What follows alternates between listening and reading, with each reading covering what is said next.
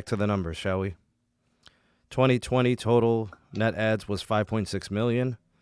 The total postpaid ads was 5.5 million, and the total postpaid phone ads was 2.2 million. So those are the numbers there. Those are pretty good numbers. Zero Cool. I don't think AT&T's approaching those, and I don't think Right. Verizon's approaching those. So they're gonna industry lead. Yeah, exactly. They come close, but they don't really break it. I think AT&T came pretty close last quarter. They hit like 800 something K. Yeah. They might do that again, which, again, like T-Mobile added 824,000. So they're either leading quarters or they're like right there, and the others are just, they're close, but no cigar. The churn rate was, in my opinion, pretty good. I think in quarter 4 of 2020, based on the merger, the pandemic, their churn was 1.03. I don't think that's that bad. I don't think so either. Like what's a great churn in Q4 2020? Probably 0.9. That'd be right. Right. Anything below 1%, in my opinion, would be tremendous. Like probably industry leading. I actually don't know if anybody else is going to beat 103. Maybe I don't know. Maybe AT&T and Verizon come in a little lower, but I mean, look at those ads, right? So like, even though your churn might be a little bit higher than you wanted, your ads are so good it almost doesn't matter. Yeah. So incredible. For the year, their churn was 0.90. I think that's really good. All things considered. Going from a pandemic starting in March, it kind of derailed your Q1. It really impacted your Q2. Q3 was a rebound Q, and they were doing a merger on the retail side with Sprint. I just feel like they weathered the storm. I feel like their business has stabilized, and through all that's going on with the merger, whether it's the network or retail, customers that are disgruntled, you got these systems that don't work together and they're different. I feel like T-Mobile had a good year, all things considered. Seriously. Yeah, absolutely. I mean, I'd take a look like this. You have customer growth. You have the whole. It's hard to do. Let me make this point pretty clear. It's hard to actually grow your customer base when you have a massive integration to do, right? So the migration was completely. I mean, it had to take a little bit, but it was on track. We got, it's pretty much almost done, into January, right? And then the new builds start, capacity upgrades, new site builds, new clusters, stuff like that, new spectrum in the market. I just, for example, in LA, we have 80 megahertz on N41 now, right? So widen the channels, huh? Yeah, we're widening the 60? channels. Was it 60 It was before? 60, now 80 on N41. PCS will be upgraded soon. But like I said, it's hard to have especially during the pandemic, full 4 quarters of customer growth, successful migration, and then the new builds are going to come, especially with all these modernization products that have been going on, right? Adding the 600 and N41 to sites and stuff like that. I don't think, I think the only time that has really happened with another carrier is when like Verizon bought Altel. Sure. But other than that, they've been pretty good at execution and making networking customer gains. I would like to hashtag the following new hashtag. I don't think we ever use this. Hashtag free line promos. I feel like T-Mobile is giving away the free lines like crazy, and it's paying off in terms of the net ads because they're counting those lines as net ads. So when somebody has 2 lines, they say add a third, we'll give, or what is it? Add a third, we'll give you the 4th one free. Is that how it's working? Something like that? Something like that, yeah. It's either a 3rd line free or a 4th line free. I forget which one it is. But I know people are adding lines like crazy, even lines they don't necessarily need. So they're basically like, well, I have like 4 lines. If I get a 5th one, then I can get a 6th one for free. So they just get a 6th one, and then they'll get a free iPhone too, right? They'll give you a free iPhone, like an iPhone 12. They'll give you a free line. So people are like, yeah, I'll do that. So they've been adding tons of free lines, and those definitely boost the numbers. I would guess, there's a nice sizable chunk or percentage of those line additions were from the free line promos, and they basically run them every quarter. They don't, ever since John Leisure was there, the free line promo has been a big piece of their growth. And they grow organically that way. Like, they're already customers, and people will just add the lines. They might add 3 lines and take advantage of 2 free ones. Before you know it, now you got 5 lines that you've added to your account. So everybody in the family has 2. Right. And it's a lot of lines, dude. And I hear that some people sell them. Like, they'll like sublease them and stuff. They'll, put them out there for $20, $40 or something like that. If you're willing to do that, I guess you could make more money, because if somebody's like a single line person and they don't want to pay like a regular postpaid line, because I think Magenta's like $80, isn't it? 70 some dollars. Yeah, I think so. 80. Yeah. So if you're coming in single line for like $80, and you can find somebody on the T-Mobile subreddit like, hey, I got these free lines with this promo. I'm selling them. You can get them for half price. Like, they'll sell you one for like $40 a month. Like, you take advantage of that. Right. Or I'll give you this T-Mobile One Plus. I'll add or not the One Plus, the Magenta Plus, the one with the add-on for the HD. It'll cost you $40. Like, yeah, they'll take advantage of that. Set it to auto pay and call it a day. But the momentum continues. I mean, the quarter was big. The quarter before that was big. They had the best quarter amongst all big carriers in the second quarter and the first. So it was really their year for growth still. The year before, 2019, was theirs. 2018 was theirs, 17, 16, 15. They've been doing this for a while. So, I know some people doubt the ads. People are pretty vocal about that. But we can't say otherwise. Like, what are you going to say? You could have a theory. People have been saying, it's been Sprint customers are being considered added. But, I mean, that's just speculation and conjecture. We have no proof of that. So it's hard to make those types of claims, And, I won't get with that because, there's just nothing substantial there to really even sniff around. So, but, whatever the case may be, T-Mobile's picking up traction with their 5G build-out.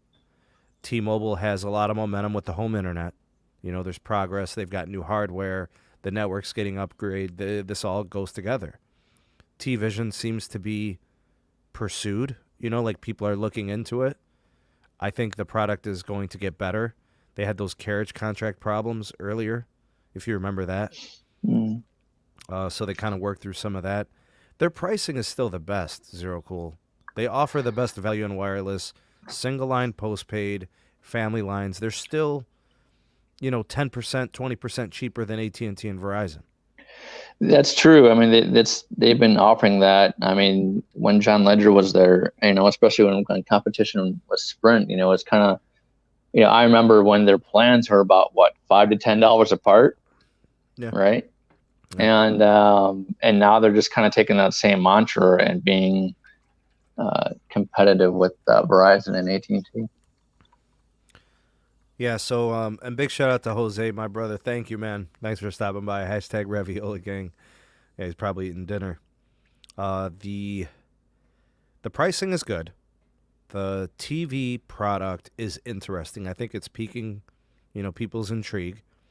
I think the home internet's picking up some traction. People are liking it, and then more people are trying it. And I think it goes to show you something, man. So you can get, in most cases, a traditional home ISP will give you 100 meg internet. So it'll be like 100 by 10 or something like that. 100 megs down, 10 megs up. They'll sell you that for like $50, right? T-Mobile can't really promise you that. But people will try T-Mobile's home internet service because they like T-Mobile. Like, they want to spend money with them. You know what I mean? Like, they would rather give T-Mobile the $50 than to give Comcast the $50. Exactly. I think it's a more of a, they trust the brand, they trust the perception, right? So they're willing to try something that worked because they either have had a good, for example, like a good customer experience with them, or maybe they've had good mobile service. They've had good, they haven't been screwed on their bill or something to that effect, right? So they have that. If they're offering something new, customers are more willing to give that a try, and with that, it just adds more value to the to T-Mobile and their network. Yeah, I mean, so if you think about it, it's another revenue stream for T-Mobile. They're going to take the assets that they're building out for wireless, for mobility. They're just going to try to increase the capacity so much that they could do both, right? They're going to leverage the wireless in the same way that they're leveraging the home internet. So they'll just keep throwing spectrum at it, try to improve density, so that way they can support that capacity need. I mean, DSL, they're going to kill DSL, in a marketplace that has DSL only, that's getting 5x2 or 5x1 or 10x2 or whatever it is. I mean, they're going to do better than that. Even on a congested tower, you could beat 10x2. Mm-hmm. Absolutely. So people want to spend money with them, and they're willing to add more lines, and they're willing to take free lines, and they're buying phones, and they're trying the home internet, and they're looking at the TV. There is some excitement. There's a lot of positive momentum that's still part of what John did. They still have that cult-like following. They still have those rabid supporters. Pink this, magenta that, uncarrier this. That stuff is still there. And I think a lot of people are willing to switch because, in an economic time that might be harder, if you tell somebody they could save $40 a month on their family plan, they'll say, okay, well, cell service is cell service. Remember having these conversations with Tim, right? He would always tell us, he's like, look, people are switching from Verizon solely on the concept of saving money. Yes. They know Verizon service is better, in terms of coverage. So I think a lot of it is we can associate a lot of it with the pandemic. People have lost a lot, and I think going to T-Mobile, just to save some money when people do need, they still need service, right? And I know that has been a lot to do with their customer growth. Because you get the network service for cheaper. It's they want it like a whole value proposition. I know the CEO has preached that the whole value proposition, where you get value based on customer service, price, as well as network. Hey, Carlos, they can do both. What up, Luce? What up, Mos? Dude, I was just talking to Carlos. We were like, we got to hop on because this is some blasphemous. This is some blasphemous numbers. because we were on a conference call right now with my Connect, dude, and yeah, bro, it's you think these numbers are some just because you got migration numbers from Sprint migrations and stuff to make some numbers happen. Well, we got a good speculation of AT&T numbers. I'm talking about these are pretty solid to the point where I'm willing to take it to the bank. Well, I don't doubt that AT&T's numbers are going to be very good. I've looked at I've looked into some of their sales for their iPhone upgrades. So I wouldn't be surprised if their numbers are great. I mean, we're just talking about what T-Mobile is reporting to investors. We don't you can have your doubts. You're welcome to that, but there's nothing we can say. Like these executives, Carlos, have gone in front of investors at a conference that is national. So I know. We have nothing else to go off of based on that. You know what I'm saying? I know. Yeah. So, but I wish I could. I wish I could have more information. Like I'd love to go into the books and start sniffing around, but what are you supposed to do? This is what I got from AT&T. I mean, I can only give you a range around the numbers. I mean, I kind of know the numbers, but I can't can't talk, but we're looking Nothing at around official? between. No, it's I can't. I know the official number, but I can't say it. But I'm gonna give you a guesstimate. I'm gonna give you a guesstimate in the range, so you can take it with a grain of salt. The range, but it's in between there. We're talking about between 1 million. We're talking about between 1 million and 1.5 million net, or 1.2 million net ads. Okay, so that guarantees 1 million net ads. It's over, but we'll say right. there. But you get what I'm saying. That guarantees at least 1 million net ads. If you're telling me the range is from 1 to 1.2, and then we're gonna do a good thing on the churn number. It's between 0.75 to 0.84. Between there. That's really good. That's really good. Really good. A 0.8 churn is really good. It is really good. You know, it's in between there. I mean, I know the official number, but I can't say. It's in between there. It's looking good. Carlos, this show ain't about AT&T though. We could do the comparison in a couple of weeks once we get the Verizon and AT&T numbers. I think we're getting Verizon numbers in what, like 3 weeks? I think they're doing it at the end of January, right? And then AT&T's around that time, and then I think T-Mobile's like the first week of February. The only number I'll give you, the real number on one thing only. On one thing only, I'll give you the real number. We're looking at 350,000 port-ins from T-Mobile. That's the only number I'll give you that's accurate. So how do we explain these net ads then? T-Mobile's talking about adding 1.7 million total net, 1.6 million postpaid, and then 824,000 postpaid phone. I don't know, but like I said, that's the only number I'll give you that's accurate. So basically, if they weren't losing customers, these numbers would have been even crazier. I agree. Yeah. You get what I'm saying? Actually, I wanted to bring up prepaid because I know a lot of people don't really care about prepaid. I do because a lot of my viewership is prepaid customers also. All right, so check out these prepaid numbers. This is the total numbers for 2020. They added 145,000. That's the lowest in a long time. We got to talk about this, guys. In a time where prepaid is very attractive to the customer who's maybe, has a very rocky financial situation, they might downgrade going from postpaid to prepaid. The prepaid growth at T-Mobile is very slow. 145,000 on the year. To give you perspective, 2019 they added 339,000. So that's that's less than half of what they added the year before. In 2018 they added 460,000 prepaid customers.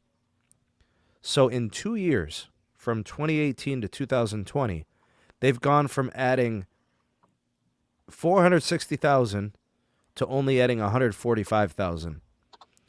So that means T-Mobile prepaid is going bye-bye. I'll prove it to you. Watch what's happening with the Metro dealers.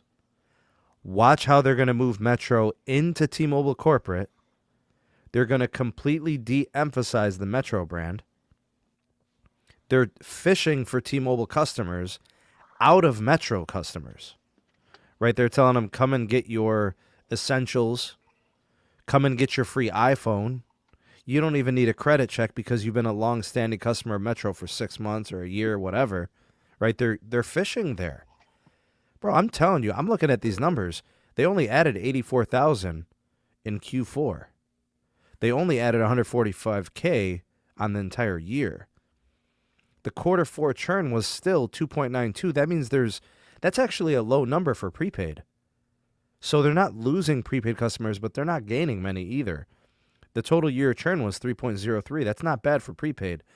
Sprint prepaid, I think, had a churn of like 4.92 their last quarter that they reported. Metro's gone. And by the way, Sneed, something that also needs to be highlighted as well. They didn't add 2.2 million phones. If you look closely, like you're mentioning the per line item, they actually added 824,000 phones. No, postpaid. the postpaid phone is 824. Yeah, 824. 824,000. Yeah, that's right. 824,000. For the year it was 2.2 million. Correct. For the year is 2.2. But that's what we really want to look at, because Right. those are the lines that count for profitability. When we look at Mhm. ARPU, what raises ARPU? It's these phone lines. That's right. And we've talked about this in other countries. Prepaid is more prevalent, but you also have to look at the revenue. It's not high at all. It's very low. Every company wants to get as many postpaid customers as possible. Why? Because they are guaranteed money. Even if it goes to collections, you're Got it. guaranteed money. Okay? Right. And Because it's tied to a social security number. sometimes, Yeah. yes, sometimes. Most of the time, I should say, most of the time. But ARPU and the investors, they do not care about prepaid. That's number one. They care about how much the average revenue of the account is. I've been tracking ARPA for a while, Moose. I feel like ARPA is important, and we kind of know that there's a certain number attached to ARPA. So when the companies track ARPU or ARPA, average account, the average revenue per account, they want to try to make that as high as possible by any means. That's why you see T-Mobile aggressively trying to push T-Vision and home internet, because it can inflate and balloon the ARPA. Even if it's not that profitable, they're keeping the money in-house. It's not going to another company. It's not going to Comcast, Charter, whatever DSL company, HughesNet, whatever. Right? They're just literally adding $50 to the ARPA. Hey, I Right. just made a call. I called the T-Mobile store near me. They are officially selling Metro there. I could set up my Metro service there right now. I told them, I was like, yeah, I tried to go to my nearest Metro store and they're closed. Is there a way that I can set it up through you guys? Because that's what I heard. And they're like, yeah, we can set you up. That's crazy. What do you think that means? I mean, do you think they'll just? Do you really think they're gonna just kill it off eventually? Well, the Metro, I mean, it kind of makes sense. The Metro authorized dealer is the first thing to go. Right, I know. Yeah. So they're gone. They're going to retain Metro customers and serve them in those stores, in the T-Mobile stores. But even then, do you think they're going to keep Metro? No. Or just make it T-Mobile prepaid? I think you keep Metro. I either way, if they keep Metro or prepaid, the goal is always to get them over to postpaid. That's why they're getting them in the stores, I believe, to get them from a prepaid to a postpaid. They're going to say, look at the free lines you can get. They're going to say, exactly. They're going to say, look at the free iPhones, that sort of stuff. Right, and that's a smart move. I mean, that's a business move to increase ARPU. Definitely. We'll give you the thongs, no problem. Right, exactly. You get a free thong with phone purchase. Oh man. Right. Let me ask you this, Sneed. Did you notice that postpaid other net additions, right? So other is classified as home internet, tablets, hotspots, watches, almost as much as postpaid phones. That means that they are doing so aggressively the promotions. Hey, you get a free watch. Hey, you get a free tablet. They don't care. They just want people on the network. Yes, and I also think that they are willing to give their customers whatever. Like, make them feel like they're getting a great value when they switch. Seriously. And then they're going to keep them. And the network's going to improve. A lot of people, like, I know Carlos, he's shown us the congestion is real in Vegas, right? In some markets, they're dealing with that. But all that's going to change. These NR channels are widening. The PCS holdings are improving, as they're doing the decom, recom. I mean, they're doing a lot. They're building fast. Now, they're already starting to transition over to 5G for home internet. You don't say that unless you're ready to start deploying mass scale. I think there's a lot of sites that are ready to be turned on. And it's just a matter of time until they send a firmware update to those new gateways and just tell them, start picking up the NR. I mean, that's all it takes. Yeah. Hey, thanks, Rubes. Appreciate you, man. Thank you for that super chat donation. Said great content. Hello from Phoenix. Happy holidays. Thanks, Ruben. Same to you. Appreciate that super chat, man. Yeah. Wow. The network numbers were interesting too. Did anybody catch that from Neville when he was asked about a couple of the things that have been going on with the Sprint side? Yeah, I Right. did. Interesting. So here's a couple of things that I picked up on. As of Q3, 15% of Sprint traffic was migrated over to T-Mobile side. As of today, the number is closer to 20%. All right, so they've increased the number of people they moved over. I almost feel like it's a little slow, though. Don't you? Wait a minute. Hold up. 5% more. In 1 quarter. In 1 quarter. Okay, hold on. How many customers did... Hold up. I'm doing the calculations. You know me? I did the calculations. Okay. I did the What calculations. is the number of customers from the Sprint side that have moved over? 4 million or 5 million. 5 million. Yeah. Oh my God. No way. Yeah, it's about 5 million.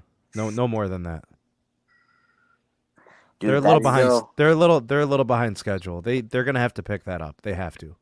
But I think they had to wait until they got some of that N41 out there. I really do. They know that. Like this is what I said a long time ago. The reason I was aggravated when they got rid of the roaming agreements is because they removed coverage. Right? It's not native. They have to pay for it. So I understood the business decision. But at the same time, without coverage, your customers have no signal. What are they supposed to do? So they took the approach, well, let's just cut off the agreements. We need the money for investing in our own native, and they're going to invest it in places where they have a lot of market share. It does not make sense to expand your network while your huge market share cities are struggling with capacity. You get what I'm saying? So that needs of the many outweighs the needs of the few. And I don't know. I think they're going to have to pick up the pace. If they don't migrate to at least 50% Sprint traffic onto T-Mobile by the summer, it's taking too long. Like, how long do they really want to maintain two networks? Well, so here's the thing. Like, CDMA is going to be shut down in 2 years, right? Along with HSPA, GSM the year after, right? It's too long. It's too long. Wait, the reason why I agree. Verizon. No, I know. I said the same thing about Verizon. Caleb, 3G. let me ask you. So, sorry, Zero Cool. Let me ask you. We have some reputable sources, right, that are saying that there's spectrum migrations happening, that they're getting more capacity, and I've ran the numbers, right? With that extra capacity, it significantly increases the amount of UEs, user equipments, that are able to be per sector, per cell site, right? But I mean, why is it? This is the question that I have as a consumer. Okay, if I know Sprint is at the top of the rack, why doesn't T-Mobile, instead of decommissioning that rack, just go up about 10 feet? Well, that would greatly improve coverage, capacity, everything. Yeah, I mean that's kind of hard. It's hard to do, but there's two reasons why it's taken that long. One, because of international roaming and machine-to-machine devices. Okay, and the second reason, which is the biggest reason, is because we have to densify and build out the network before we actually kick those customers off and move them onto better like LTE devices. Those two things have to happen. And of course, we got deals like the Shentel deal, the Swiftel deal, right? We have to bolster those areas as well. So those things take time. It takes, if you guys think about how long it took for Sprint to convert the Nextel assets, right? Years, right? Exactly, about 5 or 6 plus, right? Because we dealt with two incompatible networks, okay? T-Mobile and Sprint, they're two incompatible networks. So that's exactly the same damn thing that you're going to have to do. right? Sometimes you need that perspective. I'm glad you were on today, bro, because we would have flew off the rails, and I probably would have been like Moose, the same thing. What's taking so long, bro? Like that's how, because we want things instantaneous. It's just society, of course, yeah. So I mean, we're going as fast as possible. We are, but it's just the complexity about. If you think about how long it takes it took a year just for integration, right? Let me say this though. If you look at the migrations, the integrations as starting in April, let's call it May. I'll give them a month. All right, let's call it May. It was really slow to start. And then things picked up at the end of this year, or at the end of 2020. Like December felt like T-Mobile was running a race. Seriously. The amount of N41 hit like 20 sites in the CLE. In November, it was like 2 sites. Like I couldn't find it. So I'm expecting monthly the capacity to improve. Like we're talking 20 sites a month in the CLE.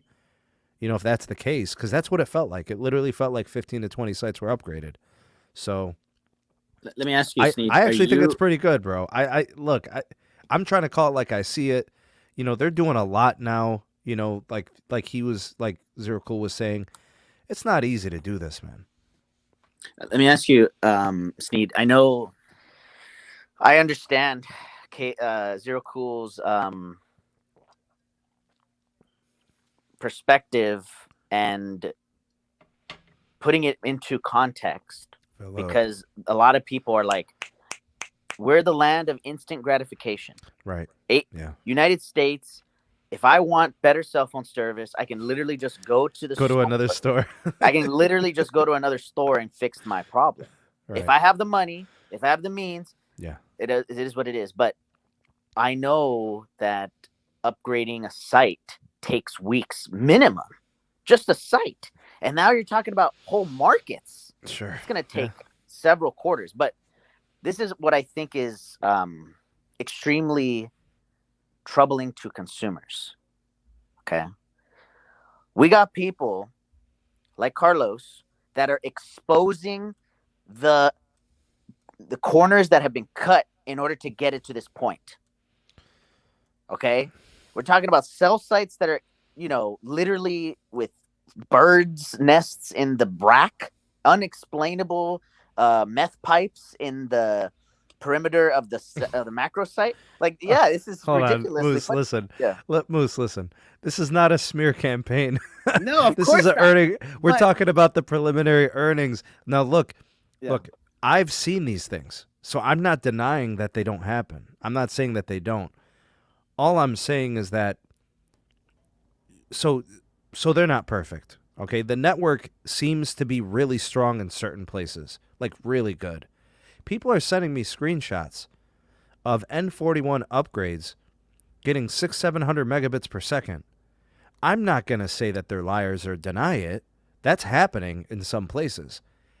I'm not seeing it in my market, right? I've tested every single site that I can drive to. Some of them are 15 miles apart. That's a problem in and of itself. Mm-hmm.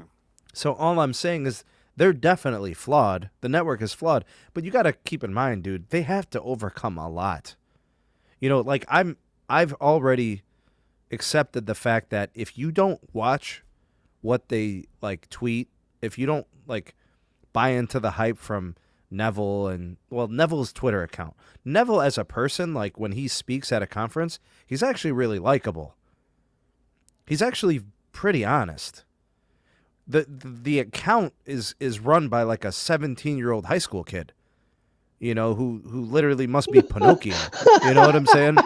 Like, it doesn't add up, bro, because Neville seems like the nicest guy, and he seems very genuine, but the account is ridiculous, Mm-hmm. And honestly, look, man, I had this conversation with Adam. Big shout out to Adam, who's out there. I know he was here in the beginning of the live stream. My dude Adam's been supporting the channel for a while. He was talking about how, T-Mobile, they always dog the other carriers. I don't think the T-Mobile executives really mean that, because they aspire to have the networks of the bigger carriers. They know that they have a better network. Deep down inside, they know. They're not going to publicly come out and say it. That would be putting up the white flag. but they are striving to compete on a network level, and this is their opportunity to do it. So I think them cutting corners is a culmination of a couple of things. Network engineers having to do a lot, tower crews that may have been underpaid. And that's the sort of thing that I've said in the past has to stop. And people have criticized me for it. That happens with Verizon. That happens with it. I've never seen it here. The only company I've ever seen it happen to is T-Mobile. And I always just said to myself, it's because they're a smaller carrier, right? Nobody's really taking them seriously. You know, so I didn't blame T-Mobile per se, but at some point there has to be some amount of accountability. So I root for them because of things like that, because I've seen it. So me and you look at it a little differently. You know, what you saw is real, but I think you have to look at the reasons why it happened. I don't think that there's any excuse for a multi-billion-dollar company that if you have equipment and if you have people paid to do a job of taking care of that equipment, all you need to do is just visit the site. There's no excuse. That is what I'm talking about. People are telling me that it's hard to find tower construction employees, like people to come in and install. People are telling me that it's very difficult. Like there's a lot of demand and there's not enough manpower. That's why there's contractors. There's no excuse. I'm telling you, we have Crown Castle, we have American Tower, and we have SBA as the top three. How many smaller companies are there in these major metropolitan areas? No excuse. Absolutely no excuse. I just hope it's not going to be a problem moving forward. You know, I want that stuff to stop. To me, it's maddening. You know, when I saw that tower gear on the ground, remember that? And the dude was sleeping behind the dumpster. I was on fire inside. I wanted to explode. As a guy who holds himself accountable for his work, Zero Cool, I know you. I know your DNA. Carlos, I know your DNA. Yeah. Moose, I know your DNA. You guys, you put in the work. These guys are sleeping behind the dumpster, bro. Like, what am I supposed to do? Take a video of that and send it to the Neville Twitter account? Your Pixel 5 versus Nokia. So much better. So much better than Nokia. Same processor? Same processor, bro, but the internet configuration on Nokia 1,000 times I better. hate you, Carlos. You're the worst, bro. Like, by the way, you can see it with your own eyes. So is this ultra capacity shifting gears a little bit, Snee, because I know that it's we're trying to talk about the announcement. Can we get to the 5G stuff that they mentioned? Yeah, that's what I was going to talk about. Okay. Yeah. So I got a problem with a couple of things. I do. You're gonna like this, Moose. I think I'm going. I think I'm going where you're ready, going. man. I'm ready. We're gonna hold hands through this. All right, you ready? All right. Extended range 5G. That's what they call it. That's basically N71. 200 million people are covered by this connection. Ultra capacity 5G, which is their N41 2.5 gigahertz. They have 106 million people covered as of right now. They said expect nationwide ultra capacitive 5G by the end of 2021. What do you want me to attack first, bro? This is a very bold claim on both sides. You guys ready for some punches, some hooks and jabs? Yeah, but you better be ready for the T-Mobile subreddit to be all on fire because of this, you know? Listen. Dude, this is First of all, this is you came in talking blasphemous. This is where the blasphemy really is. Leave the quarterly stuff alone. Let's just talk about these claims. Okay. I'm not going to doubt that N41 has 106 million people covered. I don't know how to do that math. I don't know how to calculate it, so whatever. I have a problem with them calling 80, 60, or 40 megahertz of N41 ultra capacity. That is wrong. That is not ultra capacity. Ultra capacity is I can put 10,000 people on a tower site and it still connects and works. Well, those tower sites will not provide ultra capacity. Bro, 60 megahertz, 80 megahertz? No. I did the math last night when I was talking to Zero Cool, and they are able to get up into the several thousand range with the 80 megahertz in Southern California market, as an example. Well, as an example, in the CLE, these tower sites aren't cracking 300 megs. Right, because of the backhaul issue. They're not going to support. It's not ultra high capacity. It's not the same. You do not use the word ultra capacity for an 80 megahertz channel. It's not the same tasting flavor, even though they're trying to sell you the same flavor nationwide. This stuff is never going to change, bro. The wireless carriers are never going to stop. They're always going to oversell you on everything. It's never going to stop. AT&T with 5GE.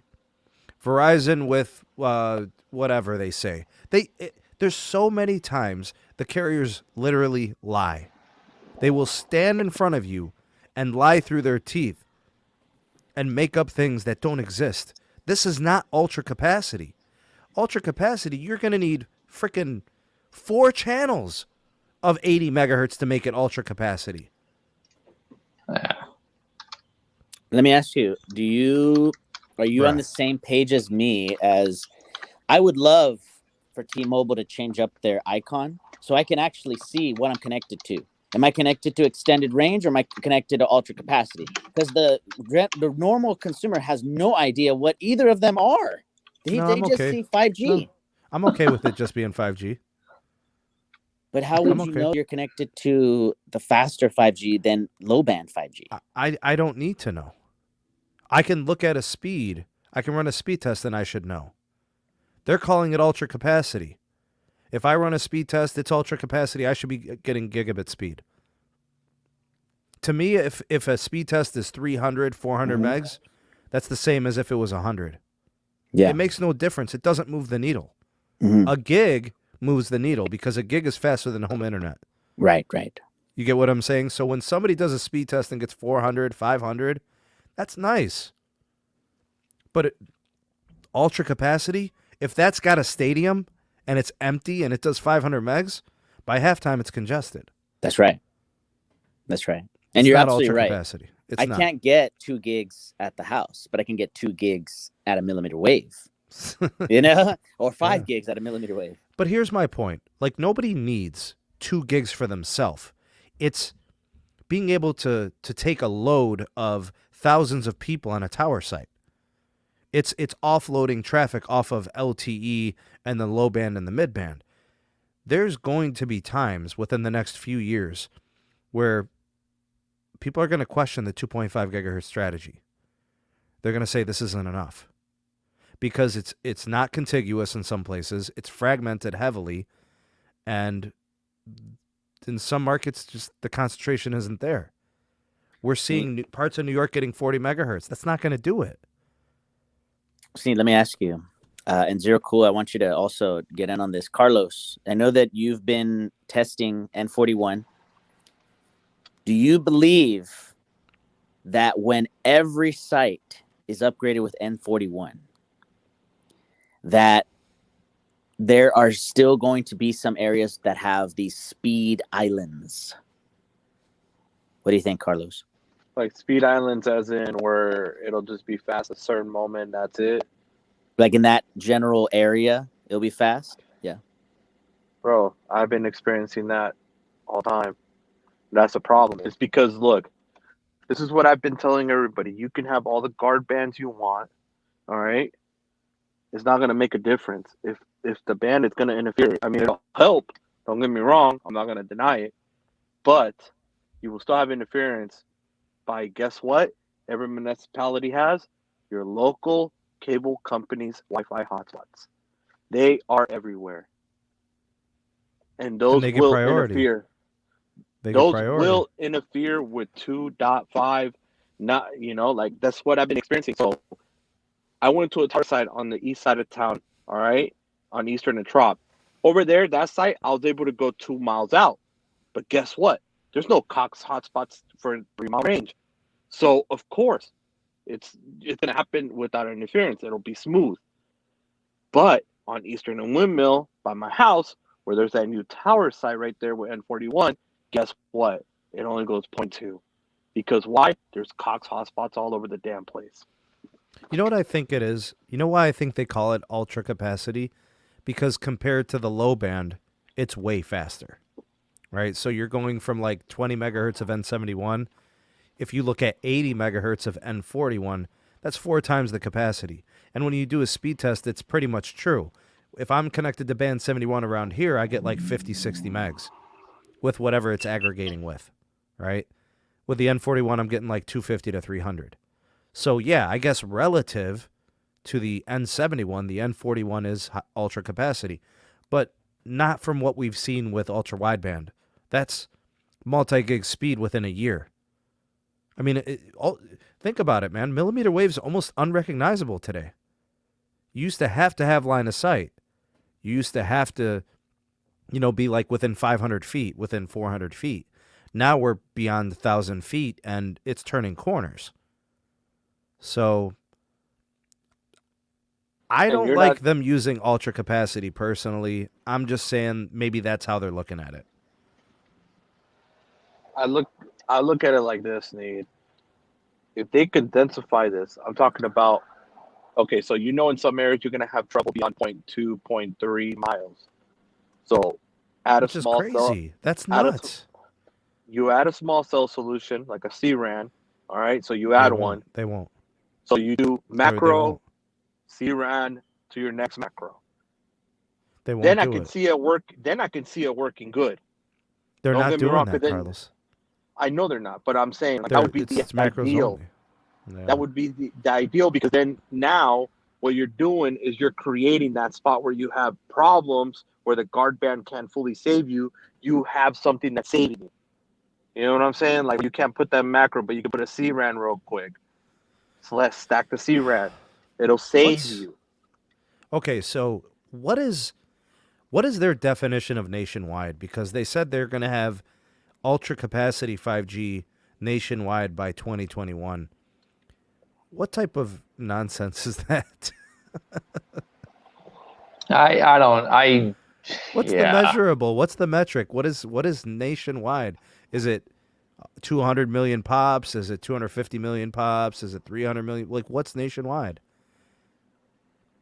Because Zero Cool, every fourth site in the CLE has band 71, and they call that nationwide. Well, that's the thing, right? So I think every carrier has it like different. They kind of focus on it differently. They usually go either by per site, right, or per pop. I think it's, in my opinion, the point of presence per pop is the most stupidest form of measurement. I was always taught to go by geographic area. Square mile. Or square miles. That's because exactly. people cover the range. It's not about a pop. I don't get the pop thing. I'll never ride with pops. When I think of pops, I think don't of like ride with pops. Yeah, bro. I think of like lollipops, frozen pops, broccoli pops. I think of just like frozen stuff, Look, so Barry brings up the point of 200 million pops. Okay, but what does that mean though? It's not like a metric. It's not like I can measure it, right? Like I can measure geographic range. We can call it square miles. Right. I can measure in regional, coverage. This pop stuff is, I never hear Verizon use the word pops. I never hear AT&T say pops. It's only out of the T-Mobile network team. They talk in pops. Yeah. I'd never heard that word until I started researching from, the T-Mobile declarations of their network build with band 71.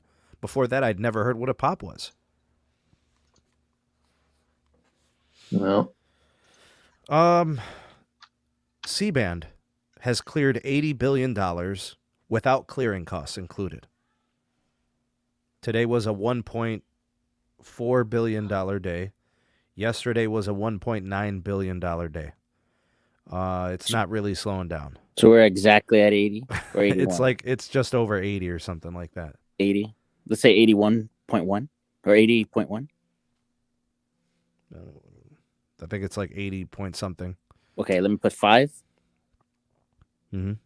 Okay, plus 15 billion for clearing costs. We're at I think it's 13 95.5. something. I think it's 13 something.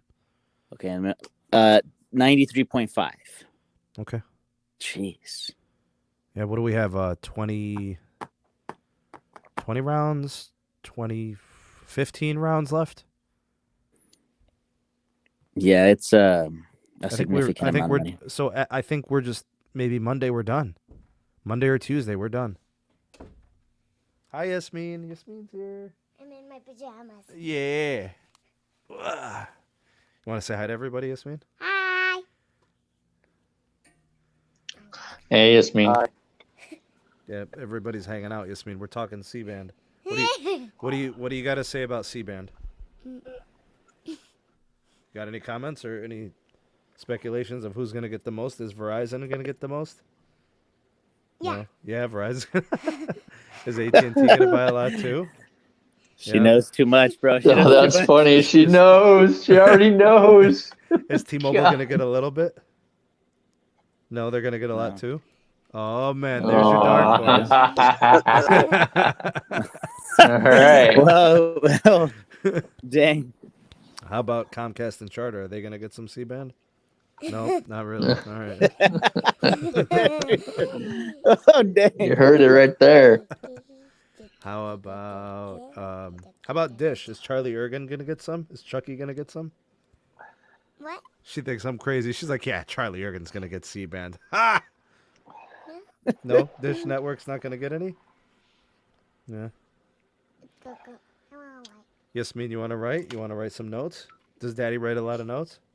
Does Daddy do a lot of research? Yeah. I want paper. Okay, here. Get out of here, kid. You're bothering me. Oh, hold on. Yasmin, Daddy still No. needs to get you that pony. No, Carlos. Get the pony. No, the Carlos. pony Get is the me. pony. The Yasmin, pony. do you want Baba to get you a pony? No. What do you want? iPhone. Say iPhone. That's stupid, Caleb. Get out of here. A unicorn. A unicorn? Oh, Yeah, right. great. We're close. Great, because those exist. You know, I can actually buy one of those. Yeah, Yeah, right. unicorn. Yasmin, you want to count to 5? We're going to count how many billions have been generated in the C-band auction. You ready? 1 billion, 2, 3, 4. A pyramid. What did you just draw? A pyramid. Pyramid? Is that like from Egypt?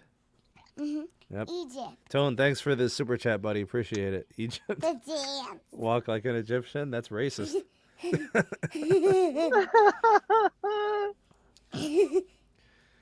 I'm drawing treasure now. Is she going to be the entertainment for the rest of the night? Daddy, You now guys- I'm drawing treasure. you The gonna real pyramids have treasure in them. They do. The Because two- I watch it. Who I told? watch it. What's in there? Money? No. Gold? Good. Yep, they're going to have gold. Why are you snapping your fingers all the time? All right, Yasmin, you want to go draw on the table, please? I got to finish my show. Come on, stop hijacking the show. You said I could. Go. Go. Come on. Yasmin, do you want me to curl you up into a ball and toss you on the couch? Yeah, I want you to toss me on the couch. Oh, God. Toss me on the couch. What do you guys think Verizon numbers are going to be like? What do you think AT&T numbers are going to be like? Me. Thumbs up. I think they're going to be good. I think probably more Verizon than AT&T, to be honest with you. I think they have a better outlook and stride going forward. Sorry, Moose. That's just what I think, though. No, it's fine. I noticed a trend in Q3 that I believe is continuing in Q4.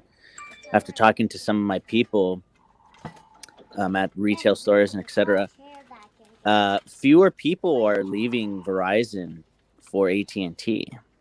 They're actually sorry. Fewer people are leaving AT&T to Verizon, and more people are leaving T-Mobile for Verizon.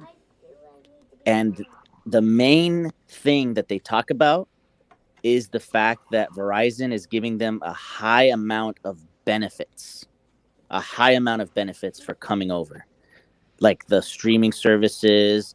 Then you have Apple Music, all the different features. If you're an iPhone user, you just get a ridiculous amount of benefits by switching to Verizon from T-Mobile. Apple News Plus, you get Apple Music, you get the Disney Plus bundle with the ESPN and stuff. You get now the Discovery Plus. That's right. About the Apple One package coming up. I heard rumors on Q2 possibly. Yeah, there's a significant benefits. A lot of people this quarter stayed where they are because of the promotions. The promotions were good for existing customers for the first time ever for an iPhone launch. I think that helped their retention numbers. I think we're going to see a low churn. But for T-Mobile, it was high churn. Yeah, but it was yeah, I mean, if you're comparing it to say like 0.80, but still 1.03 is not bad during a pandemic and going through a merger. I just don't see it as being that bad. It's not great, but I don't think it's alarmingly bad. If it was 1.1, I think that's a little concerning. Yeah, anything above 1%. Because if I understand math a little bit correctly, if 1% of customers are churning out of 102 million people, 1 million people have left the company. That's a significant amount of people. Oh, was it 5 minutes? I don't know. Go ahead. So if we're gonna compare churn rates, we're kind of playing predictor. What do you think AT&T and Verizon are looking at for churn? Do you think they're going to be incredibly lower or just a little bit lower than T-Mobile's? Because that's what you have to do. You have to compare with your competitors.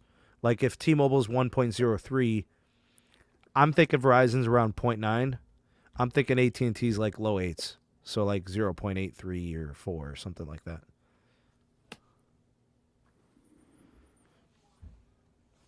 Yeah, I mean, Carlos was mentioning something that he was hearing earlier.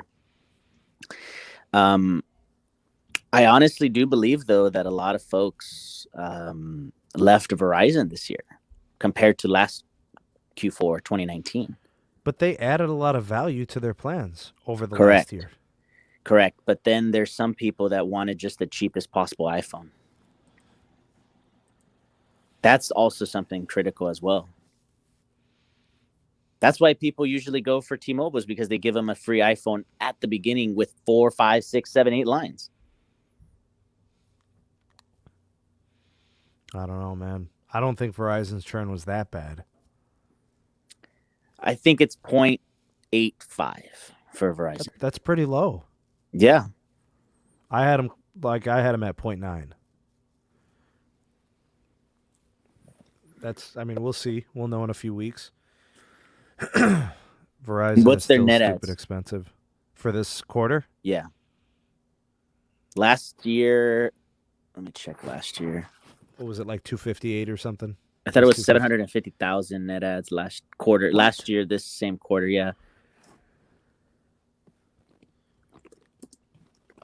I don't think they did that this quarter. Let me see here. I think it's more like a 450 type quarter. And I don't know if they're allowed to count Xfinity and Spectrum. They did total postpaid retail net adds of 852,000 and 588,000 phone net additions. I think that 588 is going to be closer to like 450, 420. Yeah. Mm-hmm. Yeah. Just doesn't feel that way. Wow. I'm sure they had good iPhone sales, but I just feel like AT&T killed it, bro. Mm-hmm. I think it's AT&T's quarter with the iPhones. Oh, wait. And 723,000 postpaid smartphone net adds. That's pretty good. So the number to beat is 723,000. I'd be surprised if they got there, but I guess it's possible. Mm-hmm. Sometimes I don't have a good pulse on the retail sales, especially with the pandemic. I'm just not around. I'm not out there. I can't tell. Well, No. I got some insight from my sources here. So what they were telling me was the week before Christmas was just insane. Like we're talking ridiculous amounts of people coming in. I don't know how they did that, Sneed, to be completely honest with you, because of all the restrictions in certain states like California and even in Texas, you have to have a line and everything, right? But a lot of people were doing online sales. And just picking up. Yeah, and then just picking up, yeah. What have you been hearing, Carlos? About the same. A lot of in-store pickups. Better than mail, because at least they gave people an option to leave their house real quick to go do something. That's true, bro. Being stuck at I've been home for a few days, bro. And I need to get out. I think I went to the gym a couple days ago, but that's pretty much it. If my wife leaves, she goes to the store. She's taking Yasmin to and from school. That's pretty much it. And I think I went to the Verizon store one time. Mm-hmm. I think I went for a 5G SIM card. Probably 2 months ago. When did they turn on DSS? Maybe 3 months ago. October 23rd. So I was probably in there in November, maybe. End of November, right around Thanksgiving, maybe a week before Thanksgiving or something. Do you believe that there's going to be more like drive-through service for your cell phone stores? Like a Sonic, you just drive up to the port. They'd be wise to create some kind of an express lane. Yeah. Where they can serve pickup. And you really can't do troubleshooting. Mm-hmm. It's going to occupy too much time. You'd much rather have sales than customer service calls at a store. Mm-hmm. Do you anticipate that the postpaid other net ads will continue being this high? What? So basically saying the T-Mobile home internet, tablets. People want it. But what I've been hearing from, some of our people is that they were really pressured to sell them, or else they, got a point against them. Yeah, that's probably true. That. I've spoken to some of the same people. It's true. To push the sales. The only problem is that eventually, how many watches can they own? Well, it's actually a good point. Do people want to upgrade the watch every year? Some people do. My aunt, she asked me the other day, she's like, as long as my healthcare provider is paying the price, I'm in. Yeah, because of the heart rate monitor and stuff. Yep, a lot of health insurance are starting to cover it. Anthem Cross and Blue Cross Blue Shield are covering them. Yeah. Not just the oxygen sensor, but the blood sensor, and then even Tim Cook on record has said that the watch is the primary medical device. It's not a medical device. It's certified by the American Heart Institute and all that. I know it's not. So can you sue Apple if something happens while you're wearing that watch? When you say something happens while you're wearing that watch, what do you mean? Exactly. That's exactly what I mean. Like, give examples. Something happens to your health while you're wearing that watch, and the expectation was this is a healthcare tool. It's supposed to give you vitals. It's not supposed to help you survive. It's not a healthcare tool then. It's a watch. It's a wearable cellular device. Wi-Fi. It's a reporting device. It gives you stats on your vitals. Can't play both sides, dude. No, but that's what it is. I'm not saying it's like a right. That's the thing. You can't call it a healthcare device like they're trying to insinuate it is, and then say, "Well, I can't." There's no liability. I don't think anybody has sued Apple because there's been so many stories where people have said It's a disclaimer. It saved my life because It's of a this disclaimer. watch. You know? If a watch saves your life, you are not in tune with your body. What? If your watch, you are literally like disconnected from your body. Like, where is your mind if your watch has saved your life? Come on, bro. Seriously. There's no way a random smartwatch, connected watch could save your life better than you paying attention to your body. You know, there's been a lot of people during this year that we've had this situation where, like, for example, my mom, she got tachycardia because post side effects of the situation. She never had it before. So something like that, like if you don't have a heart monitor, you wouldn't know what it is, right? Because you won't know that your heart rate is higher than normal.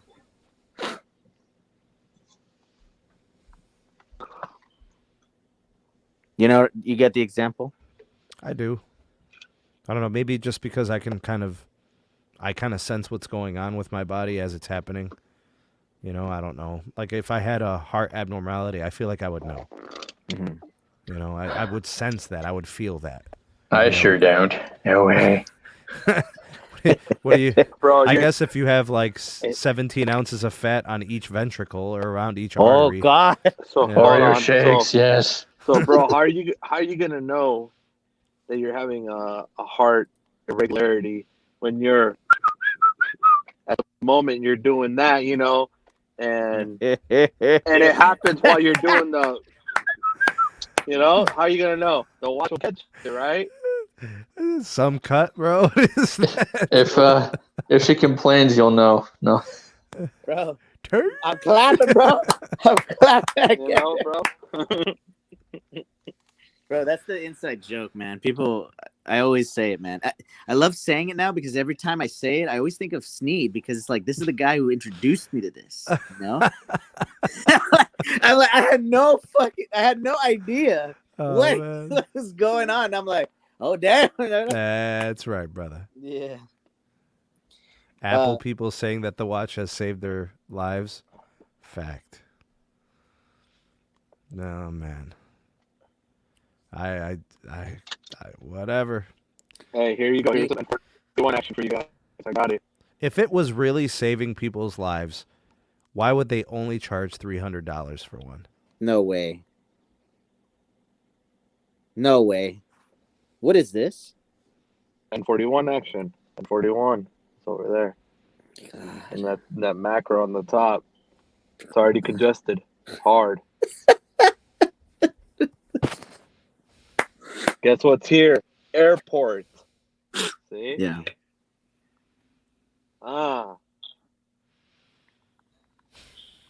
Exactly.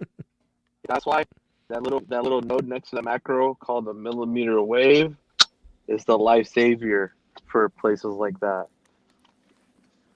Hey, they were talking about at the protest, aka the demolition today, that millimeter wave was the only thing that was connecting. Oh yeah. Hey, this is Mitch McConnell. I'm aka Bane. Go ahead, Bane. No, I'm good. When I heard that on MSNBC, MSNBC, dude, when I heard that on MSNBC, bro, I was literally, my jaw dropped. I was like, what the? I just heard that AT&T and T-Mobile, you can't even send a text message, let alone a picture or video, versus Verizon, the only network that's working. I'm like, what the heck, bro? Like, no way this was just on public television. Yeah. Crazy, huh? I was like, what the hell? That shows you millimeter wave is the ultra capacity band, dude. Like, it'll handle, like, stuff like that, bro. And that's just mild stuff. Like, imagine at a football game when you have a stadium that's, 50, 80,000 people, bro. How many people do you think were there? I'm curious. Dude, a lot, bro. From what it looked like, a lot. Because it looked like easily over 100,000 people. Yeah, I can say that. So I mean, if I there's can't. So let's say confirm it. hypothetically 50% of the people are on Verizon. Damn. That's crazy. bro.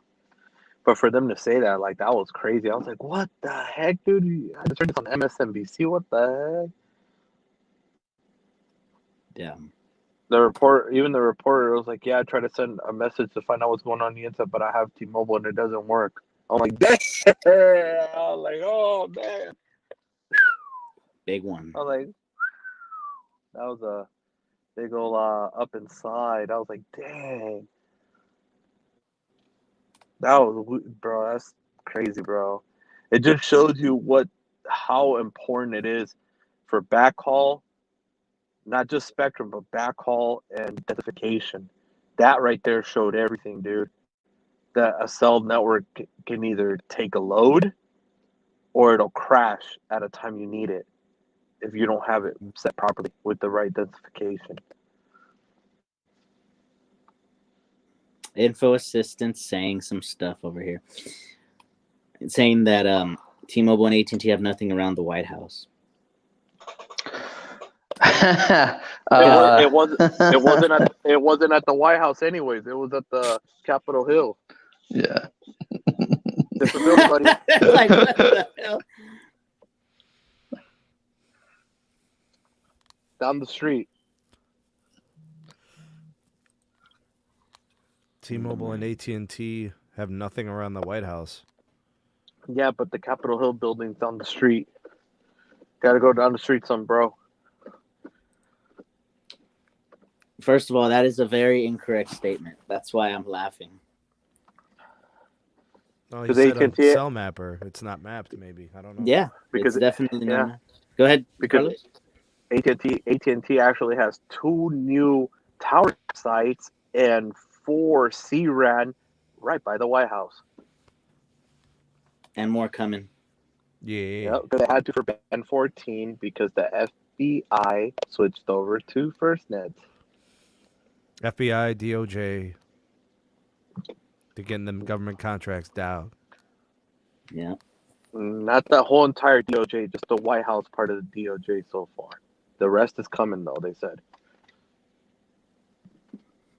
They are, FYI, they're deploying FirstNet cows for this situation. Yep, they AT&T have will to. need some service by the White House for FirstNet, right? They're Exactly, Barry. deploying. Yeah, this is a very serious situation. What's going on right now? Critical. Anybody familiar with that region? Like National Mall, these areas? Anybody out there Been there. from DC? I know Keon, I think, is from the DC area, but he's not here. At least I haven't seen him. I've been there, but I'm not there right now at the moment. You're in San Diego these days? No, I'm in Vegas right now. Oh, okay. I'll be in San Diego tomorrow. Nice. Yeah. Yeah, Los, yeah. But that just shows you that it shows you what densification really does mean in backhaul. That's what I was telling the guys earlier. So supposedly the president has been banned from Twitter. What is this? Yep. What? Yep.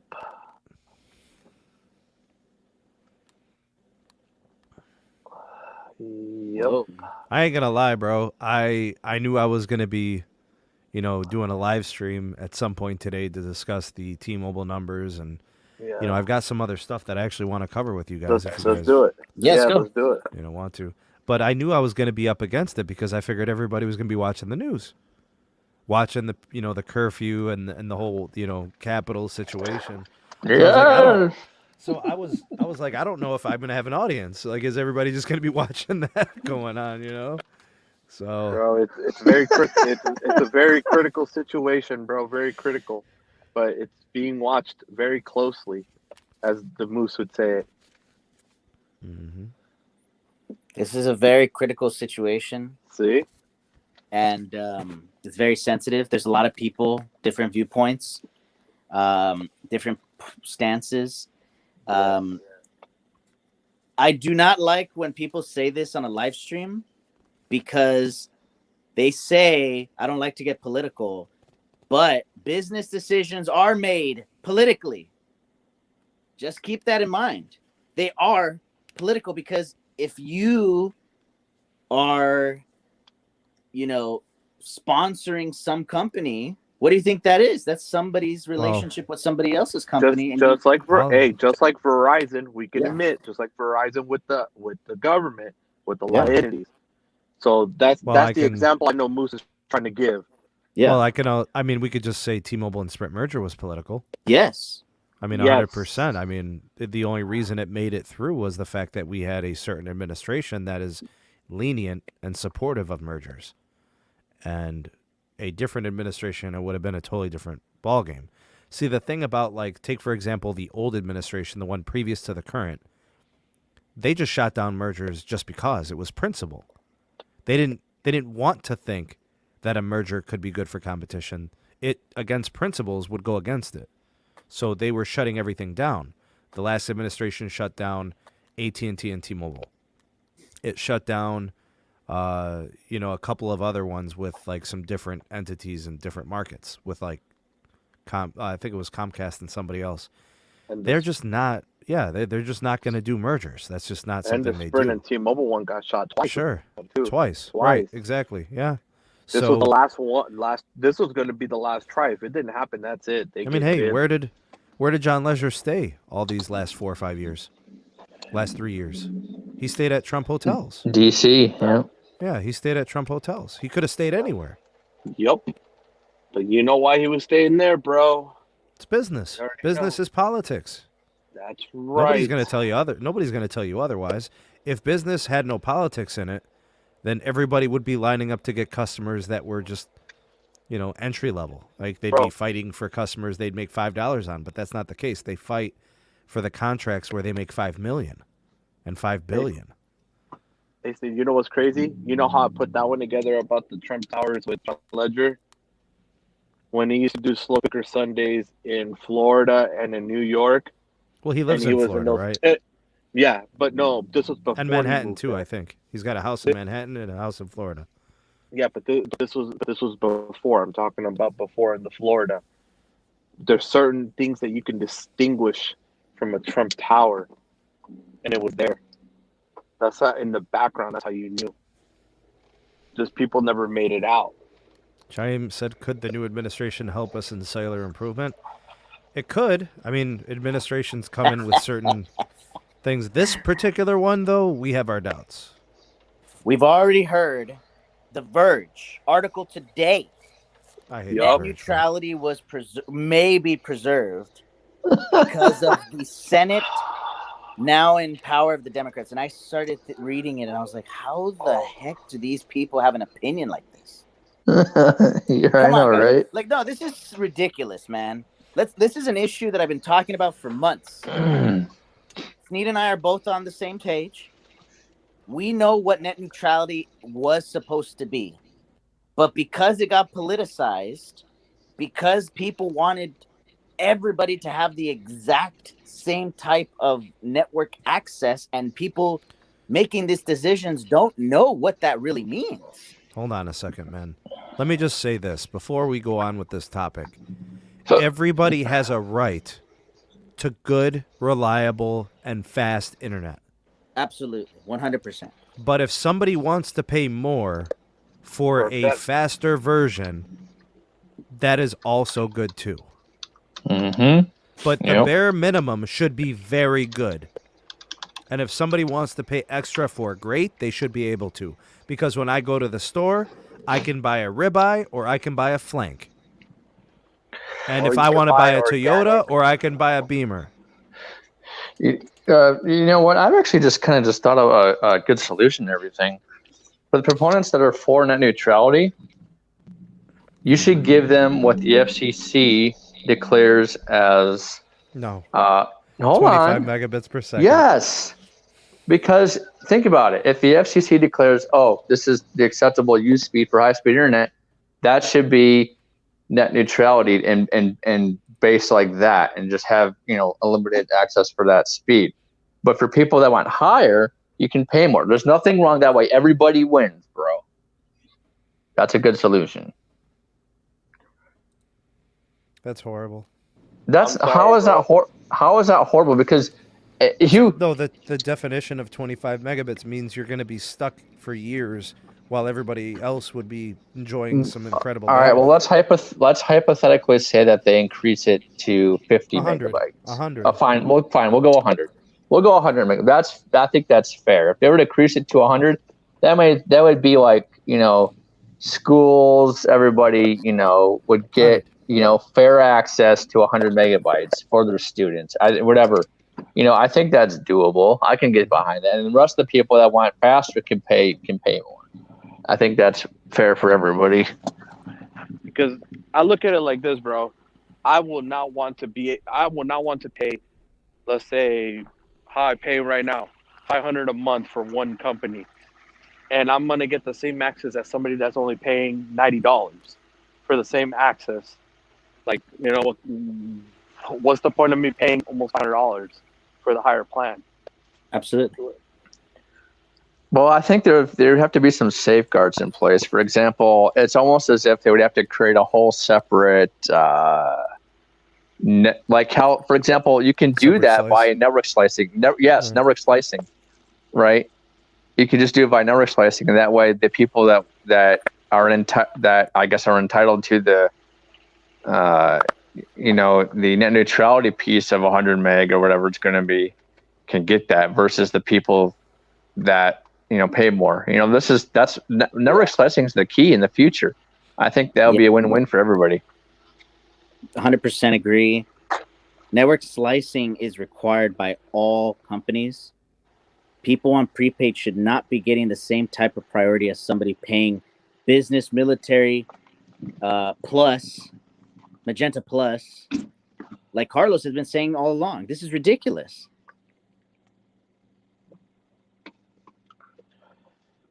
Yeah, bro. I shouldn't have to pay to get a better experience on Metro than I do on my business Magenta Plus One military. Yeah, I agree there. 100%. I'm paying 3 lines $177 when with T-Mobile for that, when I can just pay for 5 lines 120 or 140 through Metro, and I'll have way better access, 2 more lines, and perks that I can actually use, like Amazon Prime.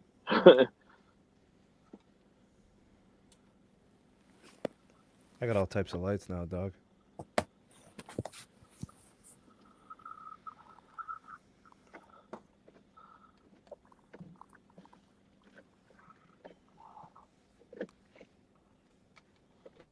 I ever show you guys my new light? Did I show you guys this thing? Don't tell me you got to get a software update on it. What, on the light? Yeah, bro. If you What get those, mean, bro? if you get those Philips light bulbs, you got to software update them. Bro, look at this thing. Oh, that's cool. This thing's nuts, bro. Do do do do do do do do do do do do do do do do do. As long as it's not Philips, bro, because then you got to be updating them. Dude, this light's. Yeah, I caught Yasmin taking it into the toy room, bro, and she had a microphone, bro. She was doing the whole like Frozen thing. Let it go. That's cool. Oh god, that's freaking light, dude. Very bright. Yeah, buddy. Mike said, "Yeah, that's right, brother. That's right."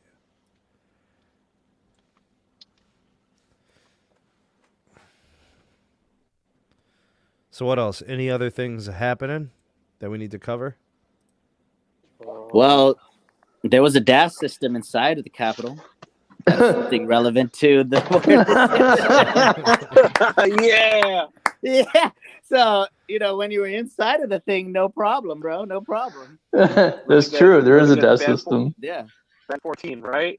There's everything on there. Every single carrier has to be in the Capitol DAS. Every single carrier. That's mandated. Yep. Millimeter. Everything's on there, bro. Everything. Inside Holy moly.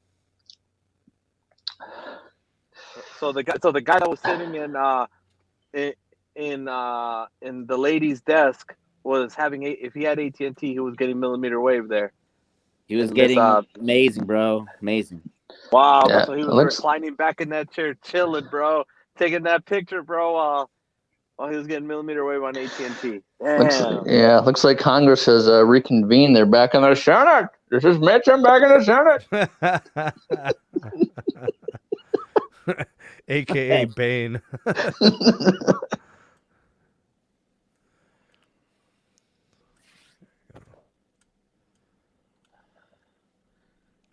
Man. And the show must go on. That's right, brother. Oh man. Today's so what's left? I mean, we covered everything. We did our little predictions for Verizon and AT&T. We covered everything for T-Mobile. I mean, those numbers are going to hold up. I think it's just going to be confirmation, whatever, February 6th or whatever it is. I forget what it is. Can we say 0.75 to 0.84? I mean, in between there, that looks tremendous. That is a great churn rate. I mean, you really can't do better than that. Have we ever seen like a 0.6 or something like that? But I mean, that's we're really talking low. about we're talking about AT&T, bro. They haven't had numbers like this in a long time. This is this is great. They do a great. They're doing great right now. I mean, their promotions are very good. The incentives to upgrade to the iPhone, I guess, from what I understand, they still have the best offer in the market. That's what people are telling me. It's still the most attractive offer. Ooh. I would have to kind of disagree on that one. Who's got the best offer, Los? It depends. He's going to say They're T-Mobile. given the 12. They're given the 12, but this is the big but. Verizon's doing on the Pro Max, buy one get one free. Pro Max. So it means you're getting two Pro Max for the price of one. So that's the best buy. That's the best buy one get one. Yeah. What if you don't have two lines though? You just want to upgrade. If you trade in, you get up to I think it's 800 with a trade in on a Pro Max. I think something like that.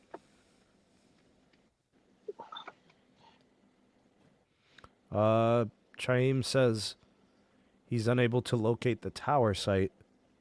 He's at the local mall. It might not be a macro site. It's probably a small cell. Yeah. And I don't know. Zero Cool, do they map small cells as also on Cell Mapper? Yeah, they do. Yes. Okay. Maybe it just hasn't been mapped. You know? Yep. You will know once you map it, you'll know between 3 to 5 days, unless you have the premium membership.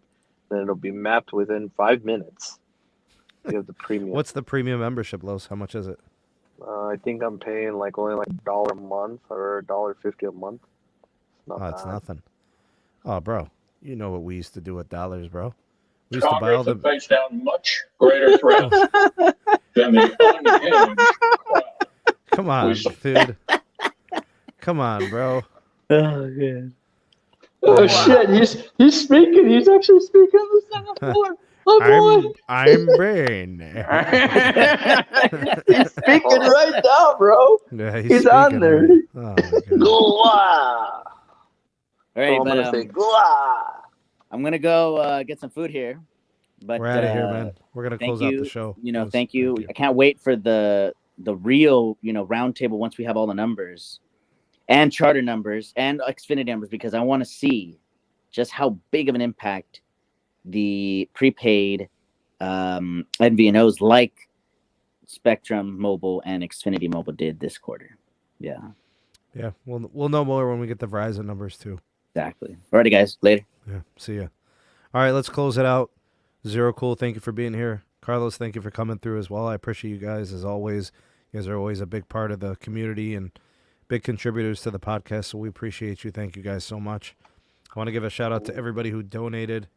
I don't know how far I can go back, but I think Ruben donated.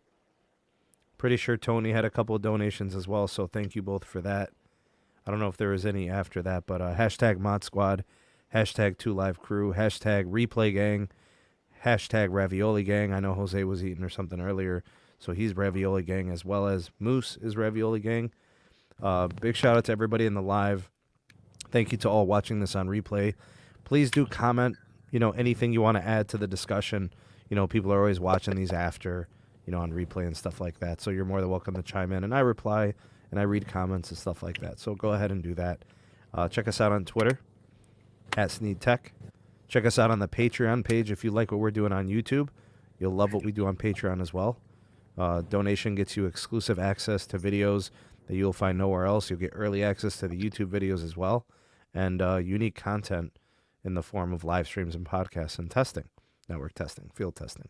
So if that interests you, down in the description box, we got a link to the Patreon. So check it out.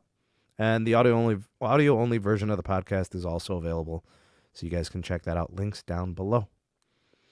And anything for the good of the order, boys? Just watch the news. That's it.